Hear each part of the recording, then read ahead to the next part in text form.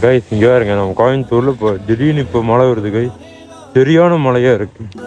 மழையில நம்ம வண்டி ஓட்டிட்டு போயிட்டு இருக்கோம்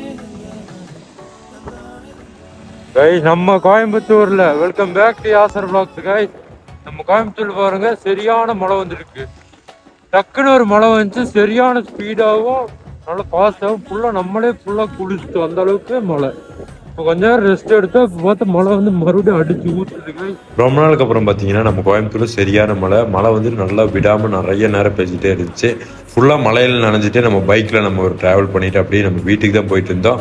எந்த ரோட்லாம் பார்த்தீங்கன்னா நம்ம இந்த புட்டுவிக்கி ரோடு இருக்குல்ல, கோயம்புத்தூர்ல இருக்கிறவங்களுக்கு தெரியும். இந்த புட்டுவிக்கி ரோட்டில் ஃபுல்லாக நனைஞ்சிட்டு தான் நம்ம வீடியோ எடுக்க ஹெல்மெட்டுக்குள்ளே கேமரா அப்படி போயிட்டு பாதி ஃப்ரேமே மறைஞ்சிருச்சு.